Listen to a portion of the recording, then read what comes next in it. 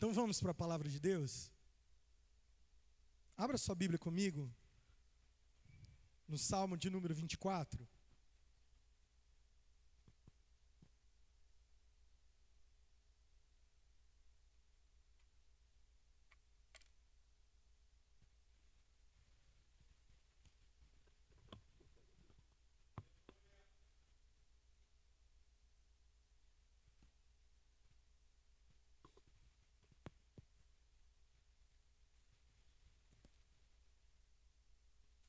Salmo de Davi, Salmo de número 24. Podemos ler? O verso 1 diz assim: A terra e tudo que nela há são do Senhor. O mundo e todos os seus habitantes lhe pertencem. Pois sobre os mares ele edificou os alicerces da terra, e sobre as profundezas do oceano a estabeleceu.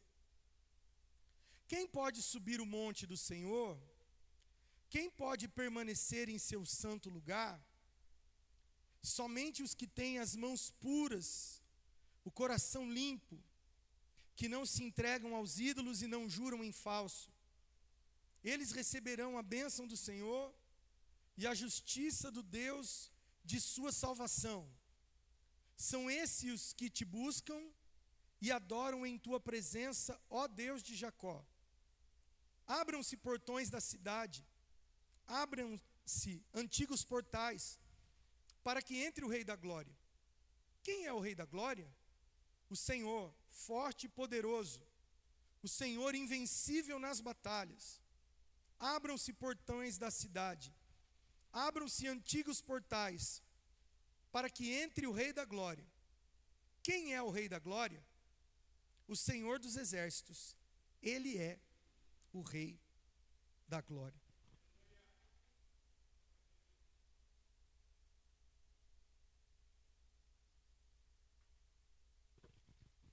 Estenda sua mão para cá, me abençoe.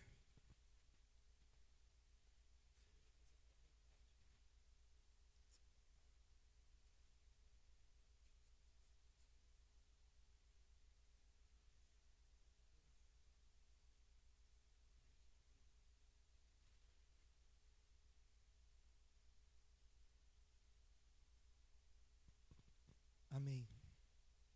Glória a Deus. Irmãos, há um tempo atrás eu já preguei sobre isso, e o Senhor me incomodou hoje para falar sobre isso novamente. E o Senhor tem falado no meu coração da dificuldade que nós temos em permanecer num lugar alto, um lugar de conhecimento de Deus, um lugar de comunhão com Deus, o lugar onde Deus está. E agora há pouco eu estava orando, tinha uma outra palavra no meu coração, mas sabe quando você sente que não é aquilo que Deus quer falar? E eu vim para a igreja mais cedo, fiquei ali no cantinho, e o Senhor começou a ministrar no meu coração: quem subirá ao monte do Senhor? E quem há de permanecer no seu santo lugar? E o texto, ele começa dizendo,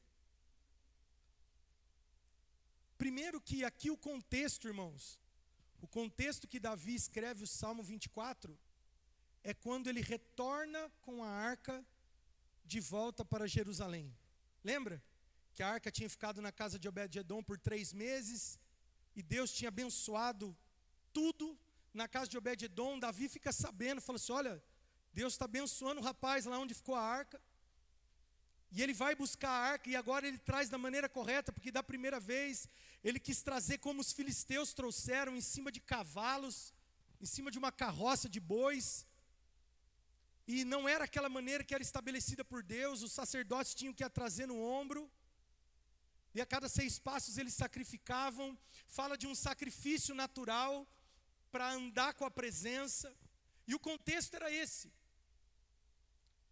E aproveitando o contexto, a arca ficou quase 20 anos numa outra casa, e a Bíblia não diz que Deus abençoou aquela família. Em compensação, a arca fica 3 meses na casa de Obed-edom, E Deus abençoa tudo ali, porque eu creio que ali a arca era reverenciada. A presença de Deus tinha reverência, tinha santidade, tinha zelo, tinha cuidado. E Deus abençoou a casa de Obed-edom e tudo que ele tinha nesses 3 meses, Davi fica sabendo e vai lá buscar. E ele traz da maneira correta. E é nesse contexto que ele faz o Salmo 24. E ele começa com uma afirmação muito poderosa. No verso 1 diz assim: a terra e tudo que nela há são do Senhor.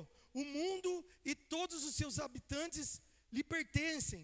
Pois sobre os mares ele edificou os alicerces da terra, e sobre as profundezas do oceano a estabeleceu. A primeira coisa, não só para que a gente possa subir, mas que a gente possa permanecer no lugar onde Deus está, é reconhecer o seu senhorio e a sua soberania. Reconhecer que Deus é dono de todas as coisas, que todas as coisas lhe possuem. Ele possui todas as coisas, perdão. A primeira coisa que nós temos que reconhecer é o senhorio de Deus, irmãos. Toda a terra, todos os habitantes da terra, tudo que nela há são do Senhor. A primeira coisa é entender a soberania de Deus. Para poder andar com Ele, tem que entender que Ele é soberano. Porque muitos de nós querem andar com Ele e fazer as nossas próprias vontades. Ele é o dono da situação, irmão. Ele não é um convidado, Ele é o rei. E o rei governa sobre todas as coisas, sobre todas as áreas. A segunda coisa que nós precisamos entender, está no verso abaixo que diz assim, ó: pois sobre os mares ele edificou os alicerces da terra, e sobre as profundezas do oceano a estabeleceu. Irmão, estabelecer a terra com fundamento no mar, está falando de um poder descomunal, porque quem que vai construir que constrói um alicerce na água, irmão? Se você fosse construir hoje, você ia construir dentro do rio? Seja sincero. Você ia construir no mar? Você teria coragem de fazer uma grande construção no mar? Embora tenha tecnologia para fazer, mas quem que faz? Você quer construir sua casa numa rocha firme, num terreno firme. Aqui está falando do sobrenatural. Deus estabeleceu os fundamentos da terra no mar. E o mar fala de algo inconstante, de algo que se movimenta. E Deus estabelece no mar. Está falando de algo sobrenatural, está demonstrando o poder de Deus. Que Ele estabeleceu a terra sobre o mar. A segunda coisa que nós precisamos entender é que Ele domina coisas que nós não dominamos. A primeira é que Ele tem soberania sobre tudo. A segunda é que Ele tem domínio que coisas, porque para nós o mar fala de inconstância, né? De algo que se mexe, de algo que varia. Para Deus não. A Bíblia diz que nele não há sombra de variação. Deus não muda. E Ele diz, porque eu não mudo, vocês não são consumidos. E aí Ele faz a pergunta: quem pode subir ao monte do Senhor? Quem pode permanecer no seu santo lugar? Somente os que têm as mãos puras. Eu gosto da outra versão da Ara que diz: os limpos de mão e puros de coração. Ele está falando sobre uma atitude, irmão. As nossas atitudes têm que ser limpas, têm que ser santas. Ele está falando de um estilo de vida. Ele está falando de um molde segundo a sua semelhança. Quem pode andar com Deus? Aqueles que têm as mãos limpas. Fala de atitudes. E fala de um coração puro. Ou seja, que as intenções são como as atitudes, puras. Eu não faço uma coisa querendo dizer outra, pensando outra. Eu não me entrego à falsidade. Está falando de uma pureza de conduta, de uma pureza de atitude, de andar com o Senhor segundo o padrão de Deus, que é um alto lugar. Eu estava hoje no meu devocional, eu estou lendo Êxodo de novo, e eu estava vendo, irmãos, infinitas vezes o povo reclama Deus tinha enviado 10 pragas. Só que Deus não chama de praga para o povo, ele falava assim: eu vou fazer 10 maravilhas para tirar vocês de lá. E Deus endurecia o coração de Faraó e fazia as coisas para mostrar o seu poder, porque ele falou assim: eu quero que Faraó saiba que eu sou o Senhor, então eu vou endurecer o coração dele, e cada vez que eu endurecer, eu vou enviar um sinal, uma maravilha, mas em vocês não vai tocar, e não tocava neles. E ele tirou o povo com mão forte. O povo viu tudo aquilo, irmão. E talvez a gente pense, eu não sei, quando eu me converti, eu pensava que as 10 pragas era quase assim, 10 dias. Num dia ele fez uma coisa, no outro dia ele fez outra, no outro... Não, irmão. Foram tempos. Deus foi mostrando o seu poder. E ele tira o povo com mão poderosa do Egito. E como se não bastasse, Faraó começa a perseguir o povo. Porque Deus tinha endurecido o coração de Faraó.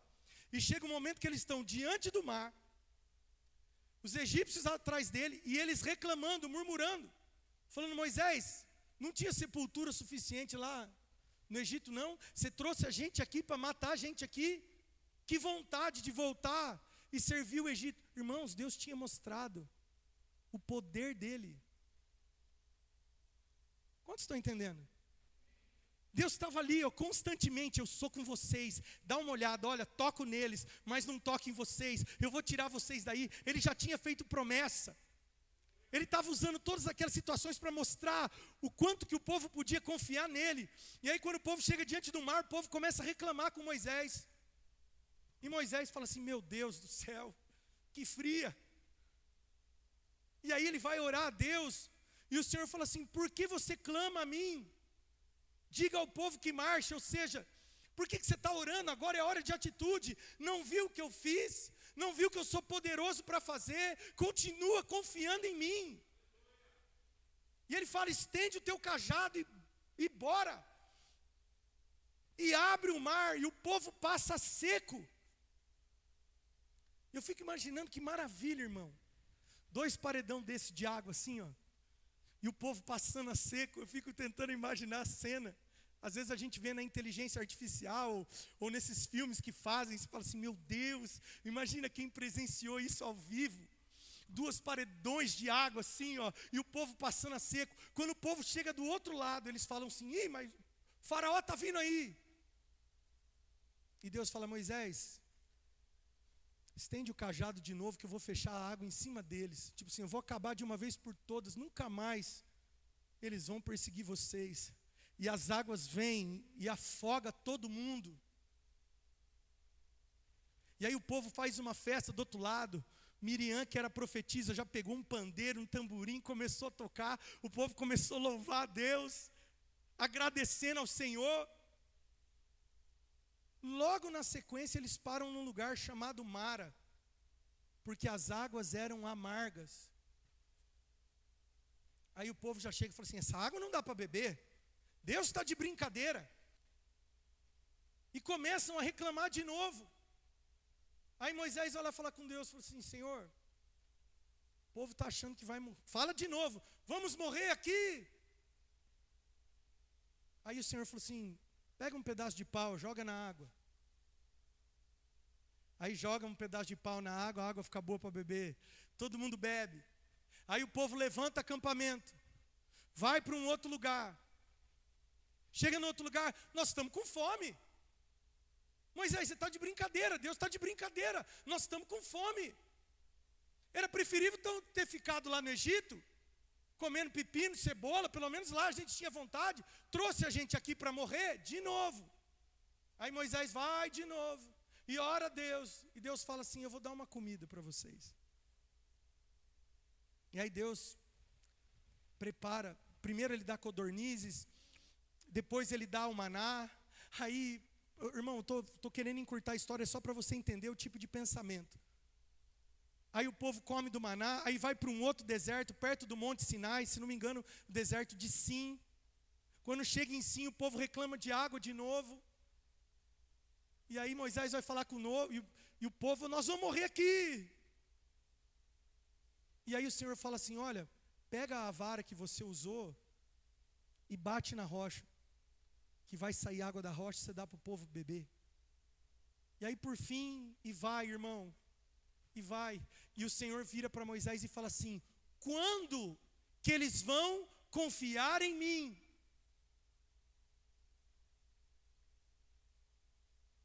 Aqui está falando para nós, irmãos, para os crentes.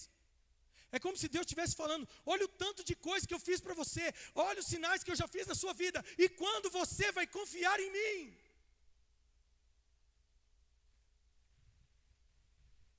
Porque toda hora a gente está insatisfeito com alguma coisa.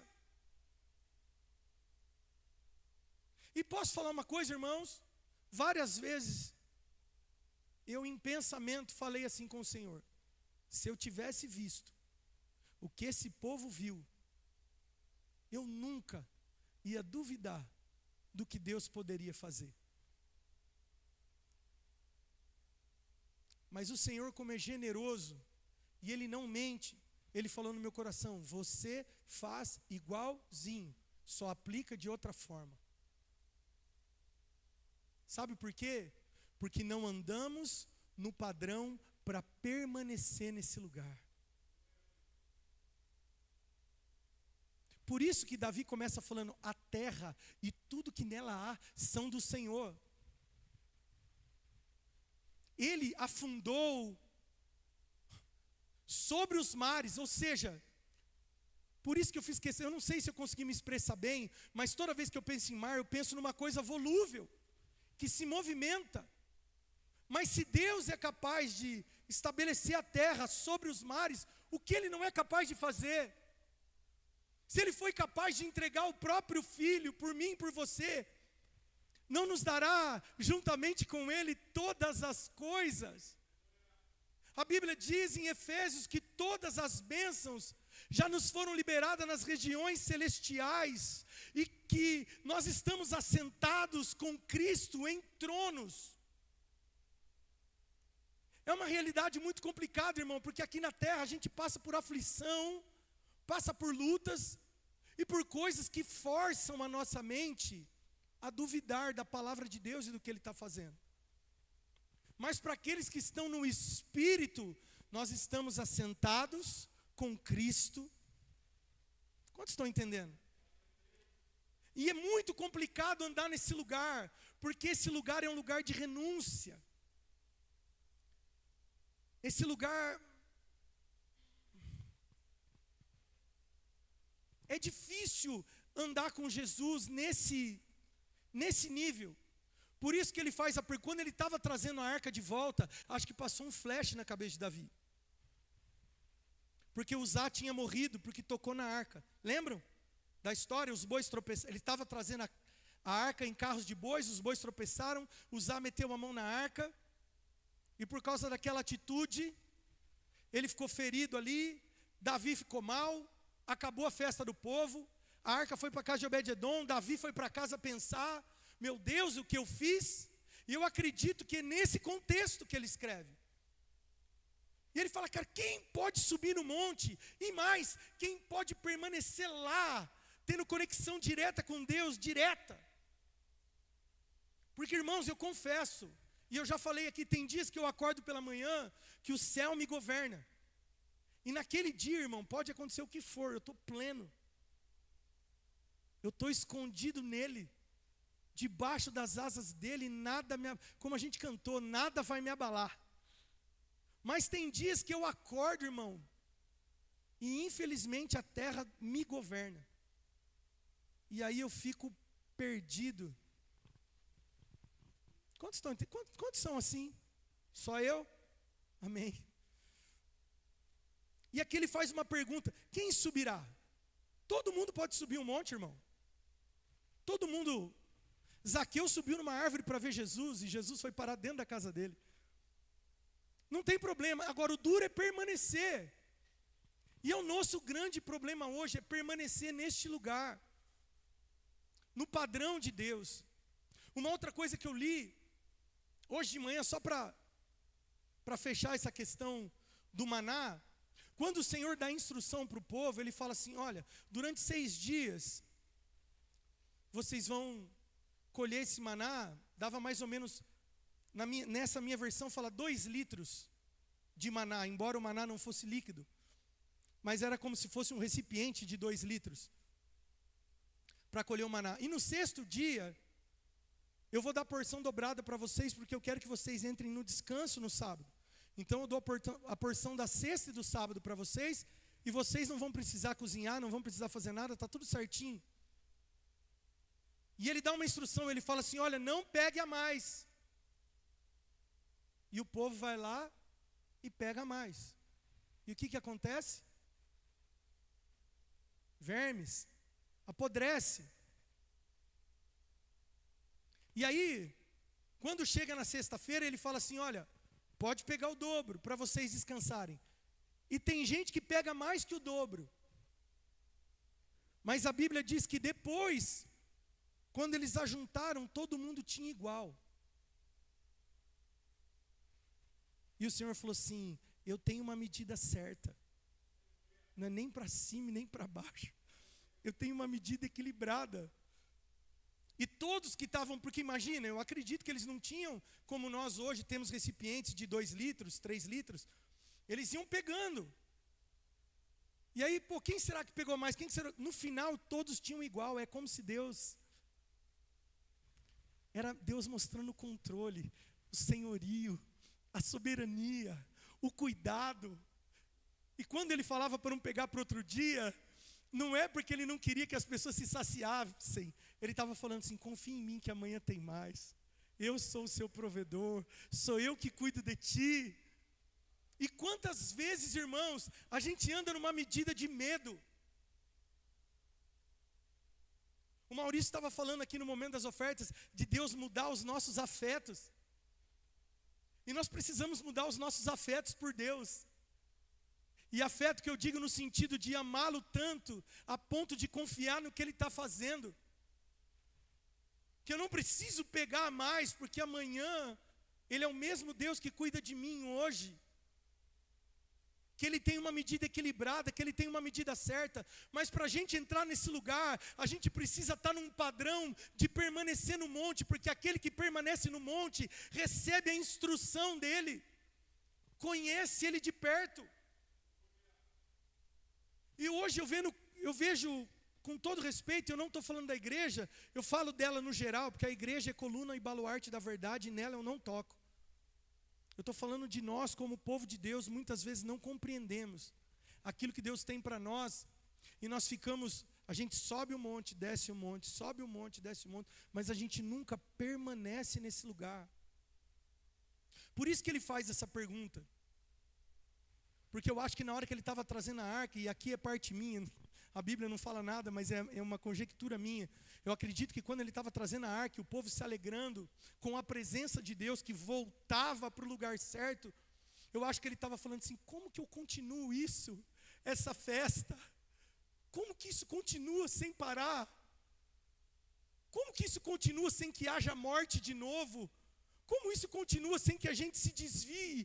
Como isso continua para que abençoe o povo? Eu acredito que o coração dele queimava, ele falava assim, sabe aquele culto que você foi e o Senhor te visitou, e Ele falou com você, e Ele te encheu, e você saiu daqui, parecia que você estava nas asas da alvorada, e você fala assim, meu Deus, podia ser todo dia assim, minha vontade é trazer o colchão e morar na igreja. Eu acredito que era esse o pensamento. Como que eu vou permanecer nesse lugar? Porque eu preciso. Como aquela música que diz, quem já pisou no Santo dos Santos em outro lugar não sabe viver. Depois que a gente experimentou, irmão, a gente não consegue mais viver fora desse lugar. Só que para estar nesse lugar tem um padrão, tem uma medida, tem um modelo, tem uma cruz, tem uma rendição, tem uma renúncia, tem uma entrega, tem um sacrifício. Mas pastor, Jesus já não fez o sacrifício? Sim, Ele fez o sacrifício de uma vez por todas e não precisamos mais oferecer animais. Mas o mesmo que fez o sacrifício, disse, aquele que não negar a si mesmo e não tomar a sua cruz diariamente. Quantos tem essa versão? Ele fala, aquele que tomar a sua cruz diariamente. Ou seja, todo dia nós temos uma cruz, e a cruz ela fala de uma renúncia pessoal para estar nesse lugar, para estar disponível nesse lugar, para ter acesso a esse lugar, ao conhecimento de Deus. E ele continua dizendo, para esses que têm as mãos puras, e o coração limpo, e que não se entregam aos ídolos, e entenda, ídolos, durante muito tempo, eu achei que ídolos era o problema dos nossos irmãos católicos. Mas a Bíblia não está falando disso. Porque tudo que toma o primeiro lugar de Deus é idolatria. Não tem a ver só com ídolos, também tem a ver com esses ídolos. Mas não somente com ele, é tudo que toma a primazia, o primeiro lugar de Deus, a importância real de Deus e a primícia de Deus em nossas vidas, tudo isso é ídolo. Seu filho pode ser um ídolo, seu trabalho pode ser um ídolo, sua esposa pode ser um ídolo, seu hobby pode ser um ídolo, sua família pode ser um ídolo, seus desejos e vontades, seus sonhos e projetos podem ser um ídolo. E o Senhor está falando assim, ó, aquele que tiver uma atitude pura, e um coração alinhado com uma intenção pura e comigo, esses não se entregam a ídolos. E ele diz aqui, no verso 5, eles receberão a bênção do Senhor, a justiça do Deus da sua salvação, e são esses que o buscam e o adoram em tua presença, ó Deus de Jacó. Existe um povo que está fazendo no padrão de Deus. Existe um povo que está fazendo a vontade de Deus.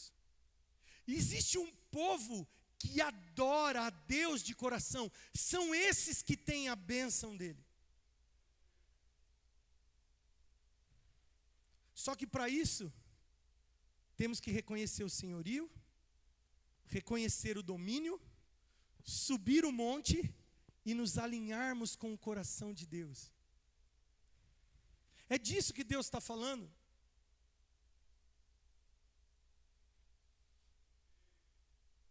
Porque, irmãos, na nossa geração, a coisa mais fofinha que tem é a pessoa falar que é crente. É super fofo. Antigamente, no meu tempo, no tempo que eu ia para a igreja, né, mãe? Lá, aquelas épocas. A gente ia para a igreja, assim, eu era menino, eu ficava às vezes meio com vergonha. Porque a gente era perseguido, zoado. O nego tirava sarro, sim ou não? Agora hoje é fofíssimo. Você é crente, que lindo. Hoje tudo é gospel. Mas pouca coisa é evangelho.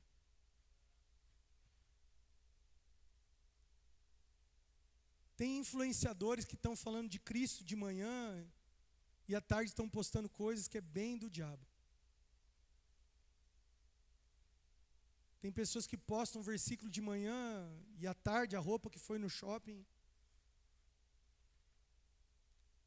Então, no meio dessa miscelânea,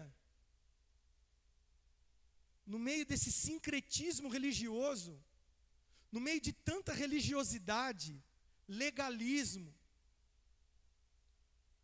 porque tem umas igrejas evangélicas, irmão, que põem mais peso que os fariseus punham naquela época. E o Senhor Jesus falava assim: vocês colocam pesos no povo que vocês não aguentam carregar. Vocês não movem um dedo para ajudá-los. Ou seja, tem gente que está debaixo de legalismo, de moralismo. Tem outros que estão debaixo da super graça. Uma graça que se pode tudo. Tem gente que está em igrejas inclusivas, que inclusive pode tudo. Mas quantos estão subindo o monte e permanecendo? A pergunta de Davi é uma pergunta estratégica, ela é profética. Depois eu vou mostrar para vocês mais 2 lugares onde aparece subir o monte. Ele fala assim: quem pode subir o monte? Ele está falando assim: qual é o tipo, vamos trazer para nós? Qual é o tipo de crente que pode subir e ter um encontro com Jesus? E quem há de permanecer lá? Ou seja, a pessoa não vai ter uma experiência e depois ela vai voltar aqui para baixo e vai viver a vida dela segundo os planos dela, segundo aquilo que ela tem no coração. Porque hoje, irmão, eu vou ser sincero, e eu até uso muito essa frase, e às vezes eu fico meio, que hoje é tudo assim, eu senti no meu coração. Ou se não é, Deus falou comigo. Irmão, Deus fala comigo, 5 minutos depois ele mudou de ideia. Você já reparou? Quem já pegou situações assim? Deus falou comigo, 5 minutos depois eu falei, mas que... A Bíblia diz que Deus não tem sombra de variação. Eu senti no meu coração. A Bíblia diz que o coração é enganoso, quão corrupto. De tudo que se deve guardar, guarda o teu coração, pois deles procedem as saídas da vida, as fontes da vida, aquilo que te move, sai dele. Então, irmãos, não pensa que eu estou falando isso, porque fala, ai, o pastor está falando porque ele está lá no alto do monte. Não, irmão, que luta que é para ficar nesse lugar. Tem dia que eu sou arremessado lá embaixo, fico segurando no cipó assim com uma mão só, pendurado que nem um Tarzan, e aí eu começo a voltar de novo para aquele lugar. E que difícil é permanecer nesse lugar, porque nesse lugar eu tenho que perdoar 70 vezes 7.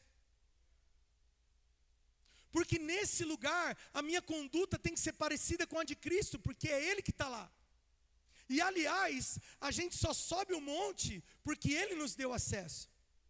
É por Ele, porque Ele é o único perfeito que pode estar lá. Então eu só posso estar em cima desse monte se eu estiver escondido na pessoa de Cristo, mas para estar escondido em Cristo, eu tenho que ter as atitudes que Cristo teria. E é muito difícil, irmão.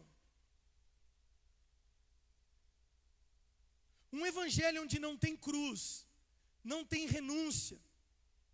Como que nós vamos acessar esse lugar?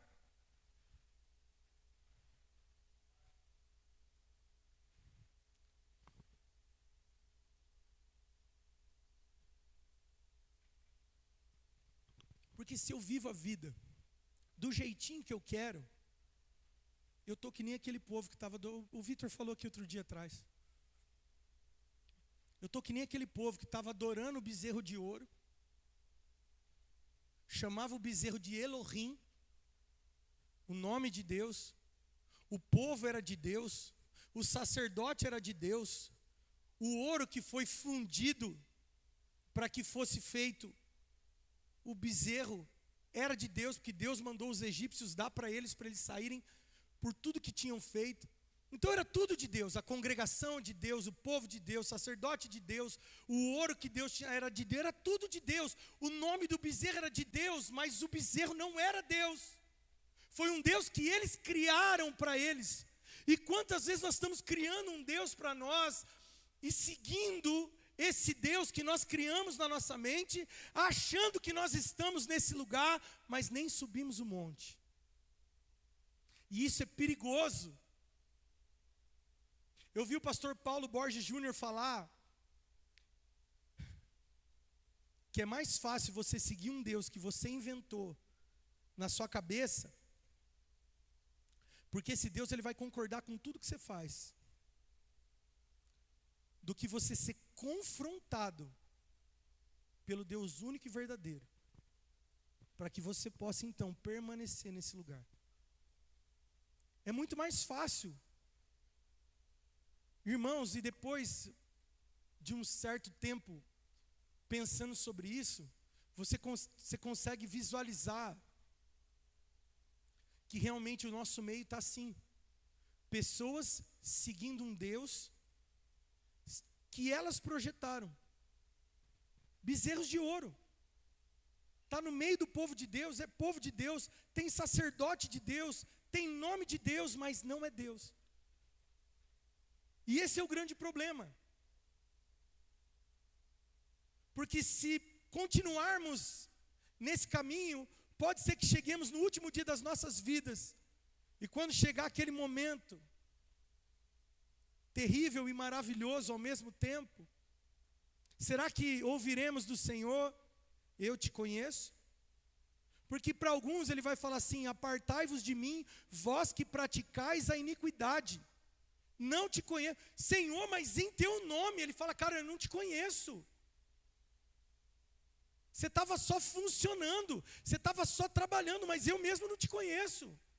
Porque você estava me usando para os seus próprios fins, mas você nunca perguntou o que eu queria com aquilo. E isso é sério, irmão. Isso é seríssimo. Eu mesmo já passei por isso. Eu fui de uma denominação durante uns anos. E glória a Deus pela denominação, porque aprendi muita coisa também. E está tudo certo. Louvado seja Deus.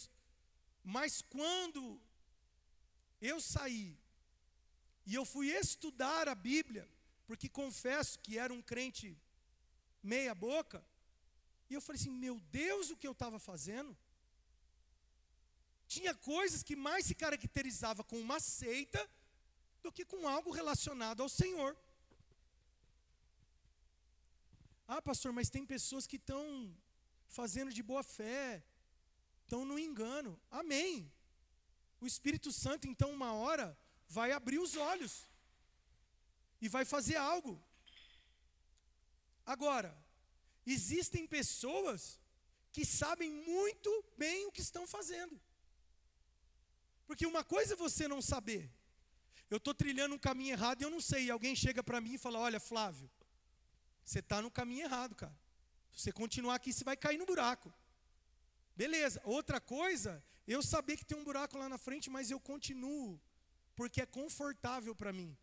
Porque é viável ou porque eu tenho algum benefício com isso. Quantos estão entendendo? Diz amém. Quem subirá ao monte? E quem vai permanecer? Quais atitudes eu tenho que ter para estar nesse lugar de comunhão contínua com Deus? Esse permanecer, irmão, para mim, eu tenho falado para algumas pessoas que hoje o mais difícil é permanecer. Você sabe por quê? A Bíblia diz que por se multiplicar a iniquidade, o amor de quase todos, isso quer dizer uma grande quantidade, o amor de quase todos se esfriará. Você já imaginou?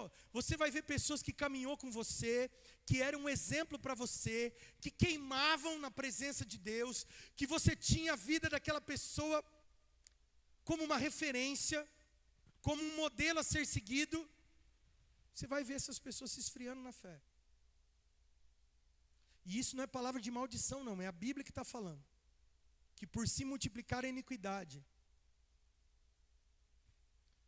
Irmãos, eu não quero falar disso, mas quantos viram esse último caso que está acontecendo de um cara lá nos Estados Unidos? Jeffrey Epstein. Alguém ouviu falar disso? Alguém sabe? Cara, Sodoma e Gomorra virou exemplo de santidade. Nós estamos num nível, infelizmente você clica para ler, aí o algoritmo começa a te mandar algumas coisas e você vai ficando mais inteirado. Chegou ao ponto de eu falar: cara, eu vou parar, senão eu vou ficar doido. Começa a dar uma revolta por dentro. E aí você fala assim: cara, Sodoma e Gomorra virou fichinha perto do que está acontecendo. Nós estamos muito próximos do fim, irmão, eu não tenho dúvida. Eu não vou ser louco de falar para você que ano que vai ser. E também não tenho questões teológicas quando se ele vai vir antes, durante ou depois. Como eu já disse, eu só quero ir. Se você crê que ele vem antes, eu quero ir com você. Se você crê que ele vem no meio, eu quero ir com você. E se você crê que ele vem lá no final de todas as coisas, eu quero ir com você. Mas a coisa está arrochado, irmão, e só vai aguentar o tranco, só vai aguentar o baque, só vai segurar a onda quem tiver nesse lugar com Deus.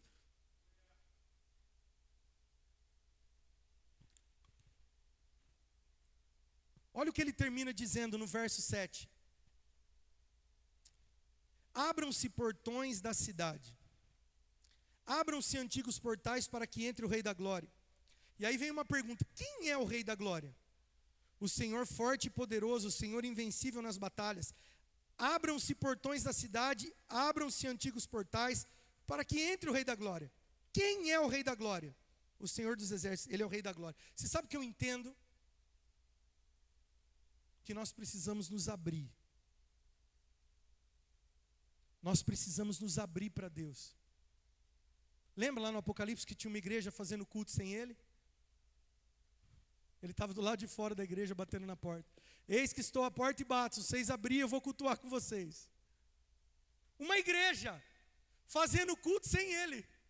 Ele do lado de fora, imagina, nós aqui no louvor e Ele na porta. Ei, deixa eu entrar aí, eu acho que eu que sou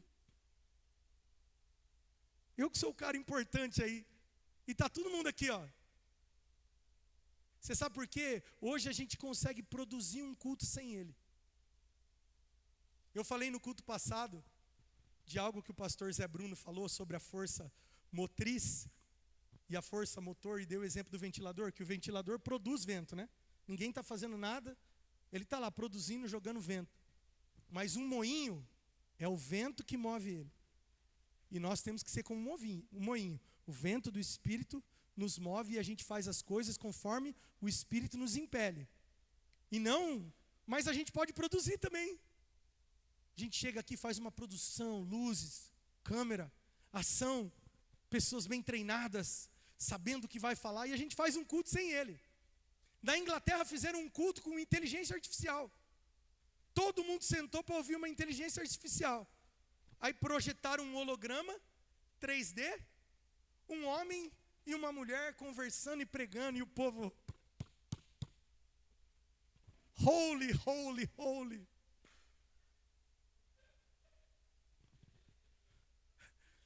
Irmão, era para chorar, não era para rir, era para chorar. Uma inteligência artificial pregando, e o povo sentado ouvindo. Como diz Paul Washer, a inteligência artificial pode ter vários terabytes, mas ela não tem o espírito. Força motor. Jogando vento no povo, e o povo dando glória a Deus e aleluia. Quantos estão entendendo? Abram portais eternos para que entre o Rei da Glória, e para que Ele entre não como convidado, como Rei. O Rei governa, irmão. Deixa eu falar uma coisa para você, que talvez vai te assustar. Deus não é democrático. Deus não é democrático. E eu não estou falando de política, pode ficar tranquilo. Deus, Ele é soberano. Ele entra e Ele governa. Se não for para Ele governar, Ele não fica. Ou você se abre e Ele entra para reinar. Quem é o Rei da Glória? Quem é o Rei da Glória? Eis que estou à porta e bato. Se alguém abrir a porta, para que entre o Rei da Glória. E o Rei entra para governar. O problema é que a gente quer que Ele entre como convidado. Senhor, fica aqui na sala, vou pegar um café. Você entendeu a diferença de Marta e Maria agora? Marta não fez errado. Servir não é errado, mas naquele momento era.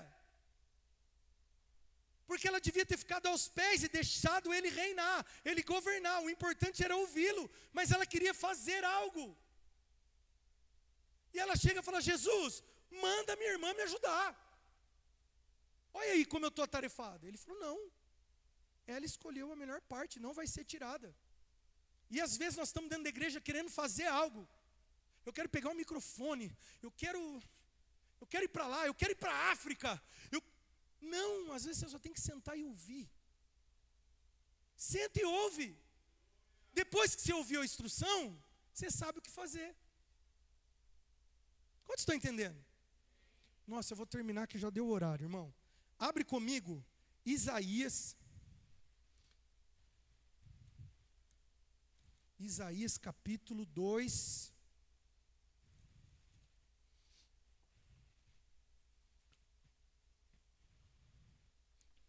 Isaías 2:2.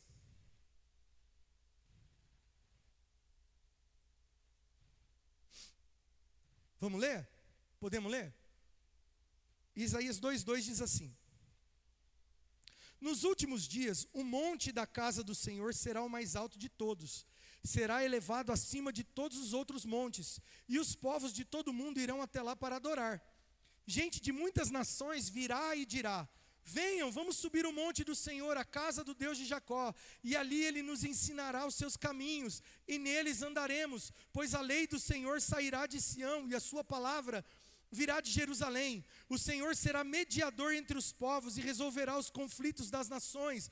Os povos transformarão suas espadas em arados e suas lanças em podadeiras, e as nações deixarão de lutar entre si e já não treinarão para a guerra. Você entendeu quem está em cima do monte, o que ouve? Isso aqui é uma profecia, vai acontecer no governo milenar de Cristo. Quando Cristo estiver governando, Ele fala assim: não vai mais precisar de espada, pega a sua espada, transforma num arado, vai arar a terra. Ninguém vai precisar lutar mais, porque as pessoas vão estar escutando direto dEle. E se a gente andar nesse lugar alto, onde Ele ensina, onde Ele instrui, nós vamos guardar nossas espadas e vamos pegar o arado. Quem está entendendo diz amém. É nesse lugar, para quem está nesse lugar, vai ouvir esse tipo de instrução, para fazer esse tipo de serviço. Se eu quero fazer o serviço sem estar naquele lugar, corre o risco de eu estar com a espada aqui embaixo. Quantos entenderam? Amém? Abre comigo a última e eu vou terminar. Miqueias, um outro profeta, capítulo 4. Ele vai falar a mesma coisa, irmão.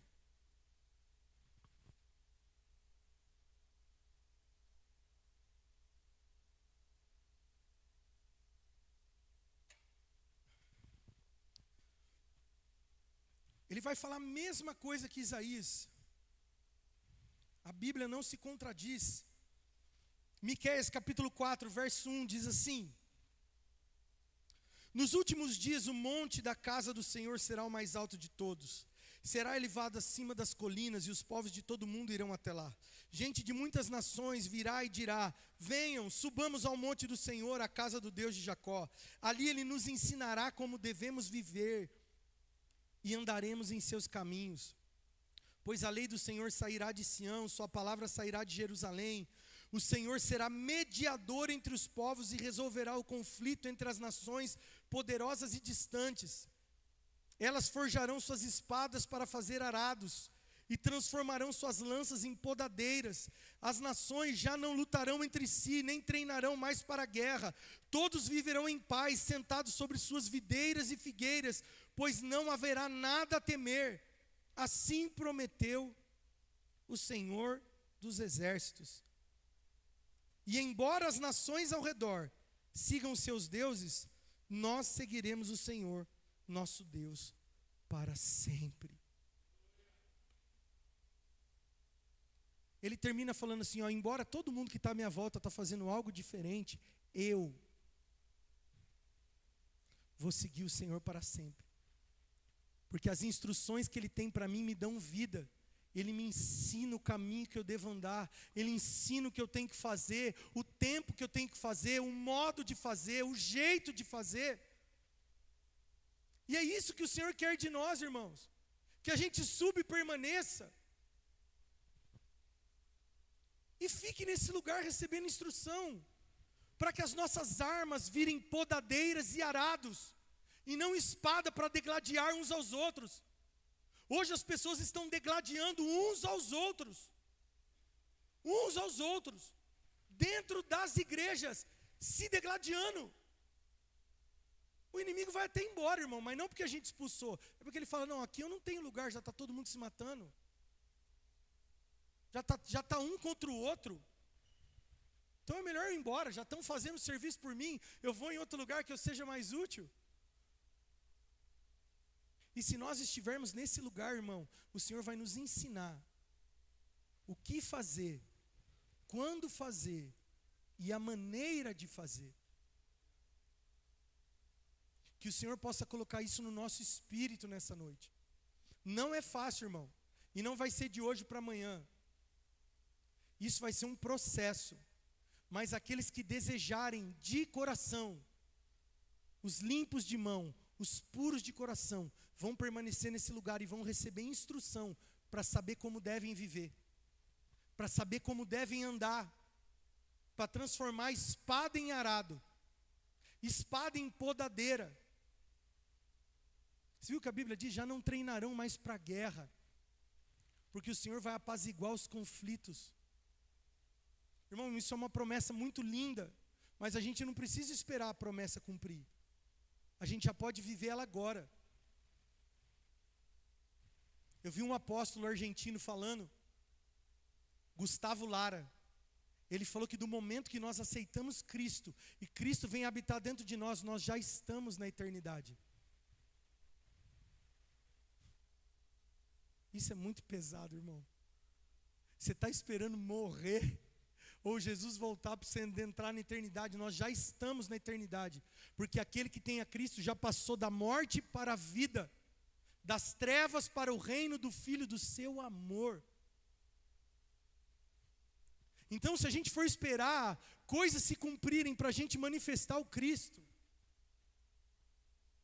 não, nós temos que manifestar o Cristo para que as coisas se cumpram. A Bíblia diz, apressando os dias, porque os dias são maus. Vamos ficar em pé, vamos orar sobre isso.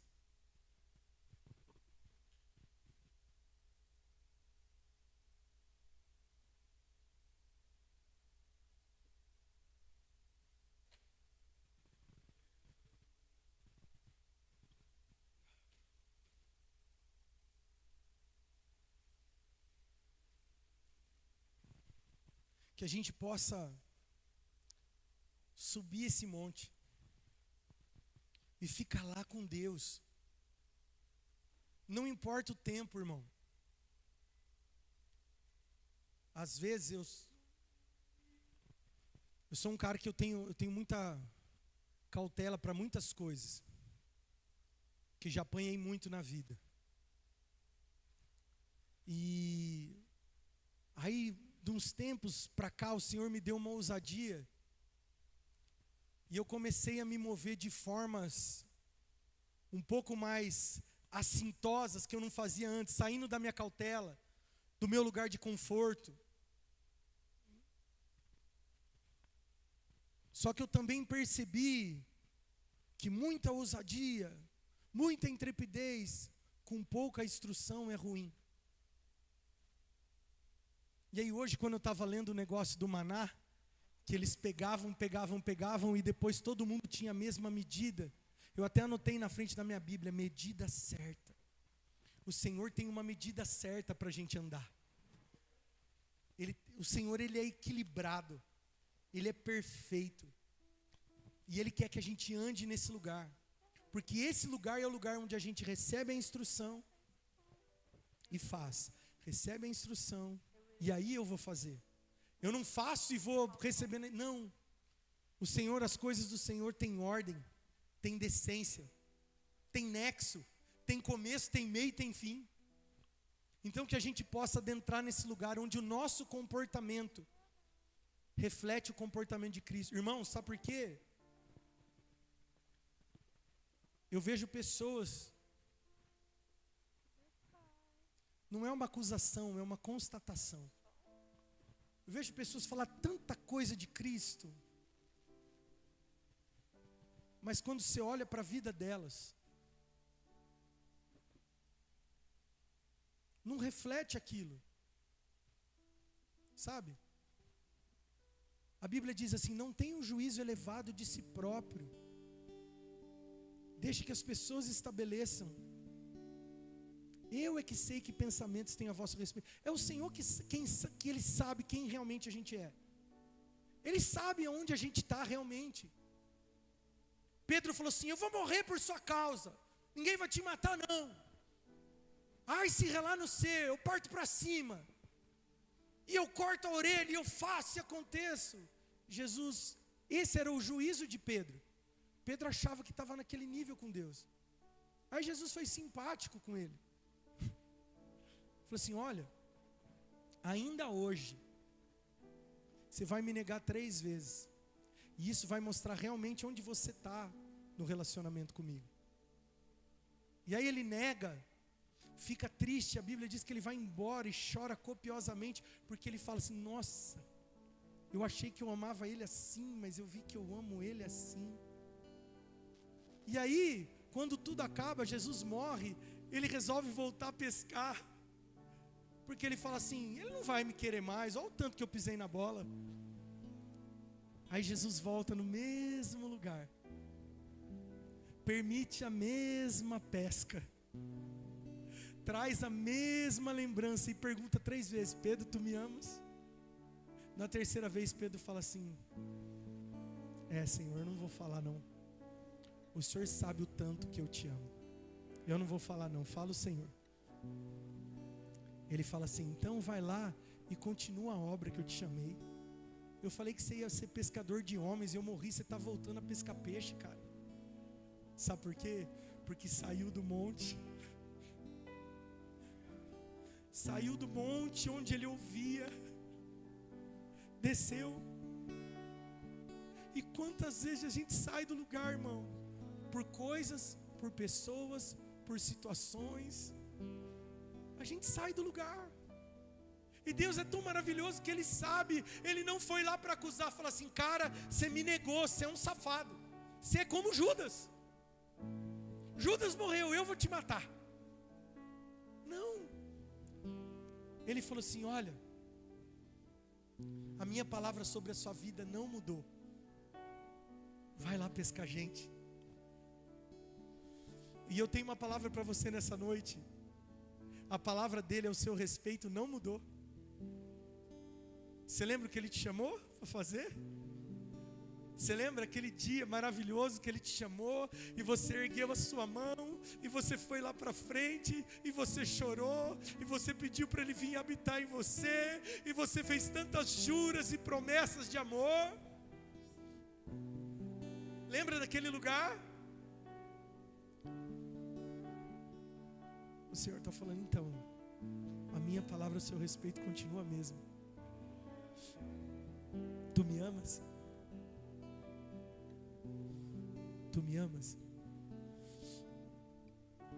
Tu me amas? Então apacenta as minhas ovelhas. Faz o que eu te pedi. Volta para o monte da instrução. Volta a escutar. E aí você vai poder fazer. E quem sabe hoje ele vai falar para você: ó, pega essa tua espada aí e transforma num arado e vai arar a terra. Pega essa tua espada aí e transforma numa tesoura e vai podar os ramos para que eles deem mais fruto.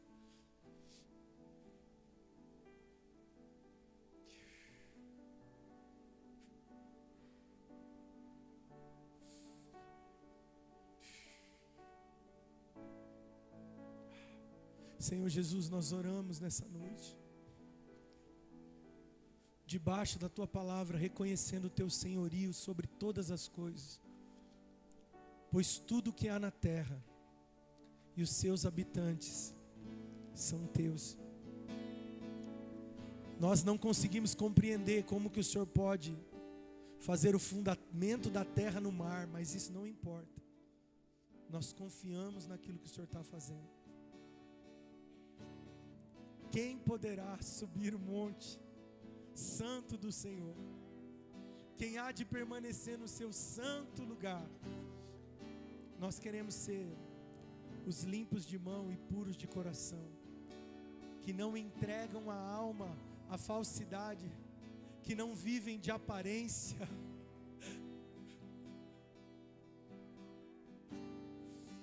que não entregam sua vida a ídolos, sejam eles quais for, mas que buscam a face do Deus de Jacó. São esses que buscam e adoram o Senhor no seu santo monte. Nós abrimos agora as nossas portas, Senhor, para que entre o Rei da Glória. Quem é o Rei da Glória? O Senhor forte na batalha, invencível na guerra.